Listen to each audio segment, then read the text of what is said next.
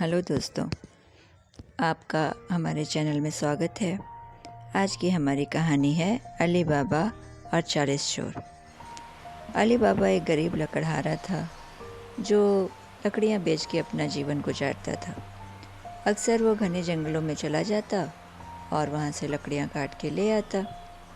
एक दिन उसने जंगल के ऐसे हिस्से में जाने का सोचा जहाँ वो पहले कभी गया नहीं था। वहाँ जाके एक ऊंचे पेड़ पर वो चढ़ गया और लकड़ियाँ काटने लगा। अचानक उसे घोड़ों के टापों की आवाज़ सुनाई दी। ऐसा लगा जैसे बहुत सारे घोड़े तेजी से दौड़ते हुए उसी की तरफ आ रहे हैं। उसने सुन रखा था कि जंगल के इस हिस्से में चोर डाकू रहते हैं। वह डर के कांपने लगा और पेड़ के और ऊंची डाली पर जाके बैठ गया। खुद को उसने घने पत्तों के बीच में छुपा लिया। फिर अपने गधे पे निगाह डाली, वो भी दूर दूर तक दिखाई नहीं दिया। यह सोच के उसने राहत की सांस ली। थोड़ी ही देर में वहां पर लगभग 40 घुड़सवार आकर खड़े हो गए। वहां पर एक पहाड़ भी था। उन 40 घुड़सवारों में से एक सरदार नुमा आदमी निकला और पहाड़ के सामने जाकर खड़ा हो गया और जोर से बोला, खुल जा सिमसिम। अभी अली बाबा सोच ही रहा था कि ये लोग यहाँ क्या करेंगे, कहाँ रहेंगे। तब तक पहाड़ का दरवाजा तेज गड़गड़ाहट के साथ खुल गया। अली बाबा तो गिरते गिरते बचा। उसने देखा कि अरे, पहाड़ का दरवाजा भी है।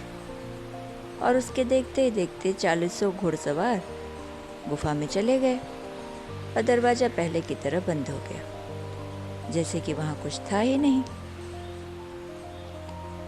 अली बाबा इंतजार में बैठा रहा, कब वो बाहर आए और चले जाएं तो मैं भी जाऊं। ऐसे इंतजार करते करते पूरी रात निकल गई। जैसे ही सुबह हुई, पहाड़ का दरवाजा फिर खोला और वो 40 घुड़सवार वापस बाहर आए।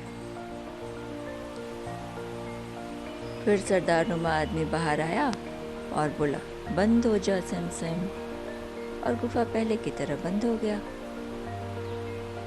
अली बाबा ने उनके चले जाने का इंतजार किया। जब तक घोड़ों की आवाजें आनी बंद न हो गई, तब तक वो बैठा रहा। जब दूर दूर तक घोड़ों की आवाजें नहीं थी, तब धीरे से अली बाबा नीचे उतरा और अपने गधे प्यारू को आवाज लगाई। प्यारू आकर वहां खड़ा हो गया। प्यारू को लेकर अली बाबा फिर से पहाड़ के सामने खड़ा था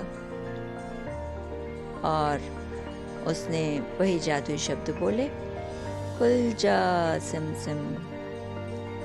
दरवाजा तेज गड़गड़ाहट के साथ खुल गया। अली बाबा ने गधे के साथ अंदर प्रवेश किया और उसकी आंखें तो फटी की फटी रह गईं। पूरी गुफा सोने चांदी के भंडार से भरी पड़ी थी। लेकिन अली बाबा ने अपना मानसिक संतुलन नहीं खोया। उसने अपनी जरूरत के हिसाब से जो उसके पास थैला था उसमें सिक्के भरे, गधे पर लादा और बाहर आ गया। बंद हो जा सिमसिम, ऐसा बोल के उसने गुफा का दरवाजा बंद किया और घर जा पहुंचा। घर पहुंचते पहुंचते उसे रात हो गई थी और वो मनी मन सोच रहा था, अल्लाह ने उसकी सुन ली। अब उन लोगों को कभी गरीब ना रहना पड़ेगा, कभी भूखे पेट नहीं सोना पड़ेगा। जब उसकी पत्नी ने यह सब खजाना देखा तो उसकी खुशी का ठिकाना ही न रहा। उसने पूछा, उसने बोला, चिंता मत करो बीवी, अब तुम्हें किसी चीज की कमी ना होगी। अगली समस्या यह थी कि इतने सारे सिक्कों को गिने कौन, न जाने कितने दिन लग जाएं। अली बाबा के घर एक बहुत ही समझदार नौकरानी थी, मर्जीना। मर्जीना ने सुझाव दिया, कासिम के घर से तराजू ले आते हैं, तुरंत तौल लेंगे। अली बाबा ने उसकी समझदारी पर उसे शाबाशी दी। मर्दीना गई कासिम के घर, लेकिन कासिम की पत्नी बहुत ही शकी और ईर्ष्यालु थी। उसने तराजू तो दिया, लेकिन उसके नीचे उसने थोड़ा शहद लगा दिया। उसने सोचा, अरे अली बाबा तो इतना गरीब है, उसे क्या जरूरत है किसी चीज की, और वो भी तराजू की आधी रात को क्या तौलेगा। खैर, जब मर्जीना तराजू वापस करने आई तो उसने तराजू को पलट कर देखा। अरे इसमें तो सिक्के लगे हुए हैं। इस गरीब अली बाबा को कहाँ से सिक्के मिल गए। उसने जाकर कासिम को नींद से झकझोरा। सुनते हो, तुम तो घोड़े बेच के सो रहे हो और तुम्हारा भाई अली बाबा सोने के सिक्के तौल रहा है, गिन नहीं रहा, तौल रहा है। जाकर पता करो। कासिम तो नींद में था, घबरा कर उठ बैठा। क्या कहती हो, सिक्के तौल रहा है? पत्नी, हाँ और नहीं तो, ये देखो उसका सबूत। कासिम भी परेशान हो गया। दूसरे दिन से उसने अली बाबा के चक्कर लगाने शुरू करे। जहाँ जहाँ अली बाबा जाता, वहाँ वहाँ वो पीछा करता। एक दिन उसने रंगे हाथों पकड़ लिया। उसने अली बाबा से जिद की, मुझे भी गुफा के जादुई शब्द बताओ, नहीं तो मैं चोरों को बता दूंगा। अली बाबा क्या करते, बताया, लेकिन बहुत सावधान किया। देखो भाई, सावधानी से जाना, इन चोरों का कुछ ठिकाना नहीं, ये जान भी ले सकते हैं। कासिम खुद भी एक लोभी और ईर्ष्यालु व्यक्ति था। उसने उसकी बातों पे ज्यादा ध्यान नहीं दिया। लापरवाही से बोला, हाँ हाँ देख लूंगा मैं सब कुछ। अली बाबा अपने घर चला गया। इधर कासिम को रात भर नींद ही ना आए। वो घर गया और रात भर करवटें बदलता रहा, हवाई किले बनाता रहा।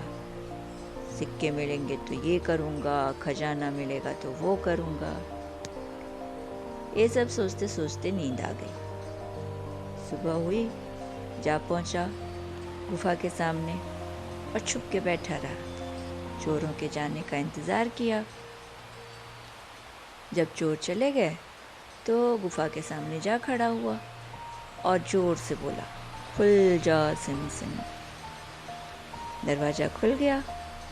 कासिम अपने 4 गधों और थैलों के साथ अंदर जा पहुंचा। पर उसने इतना अंदाजा न लगाया था कि इतना खजाना होगा। वह तो पागल ही हो गया। यहाँ वहाँ पागलों के जैसे उछलने लगा, कूदने लगा। उसने चिल्लाया, मैं अब दुनिया का सबसे अमीर आदमी हूँ, सुन लो दुनिया के लोगों। फिर जल्दी जल्दी थैले में सिक्के, बर्तन और भी कीमती चीजें भरने लगा। यह सब भरने की जल्दीबाजी में दरवाजा खुलने का जादुई शब्द वो भूल चुका था। जैसे ही पहुंचा, उसे कुछ याद ही ना आए। दुनिया भर के जितने मसाले याद थे उसने बोल डाले। खुल जा धनिया, खुल जा पुदीना, खुल जा काले मिर्च। पर काहे को दरवाजा खुले। अब वो डरने लगा था, घबराने लगा था, कहीं चोर वापस ना आ जाएं, क्योंकि देर होती जा रही थी। घबराहट और चिंता में एक कोने में जा बैठा और सर के बाल नोचने लगा। देर होती ही जा रही थी। अचानक उसे गुफा के दरवाजा खुलने की आवाज आई। वो घबराहट में यहाँ वहाँ भागने लगा छुपने के लिए, लेकिन चोरों ने उसे पकड़ लिया और उसी वक्त उसे मार डाला। चोरों के सरदार ने अपने साथियों से कहा, देखो, अगर इसके शरीर को कोई ले जाता है, मतलब हमारे खजाने का पता किसी और को भी है, पता करो।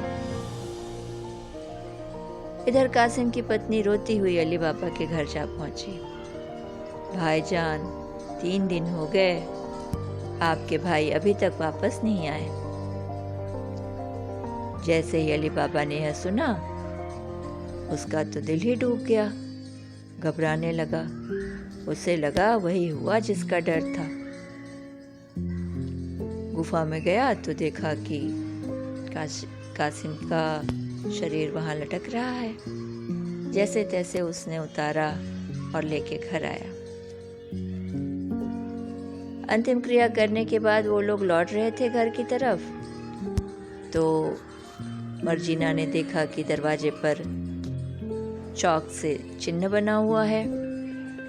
मर्जीना तुरंत समझ गई। उसने जल्दी से चौक लिया और आसपास जितने घर थे उसी तरह का चिन्ह बना दिया।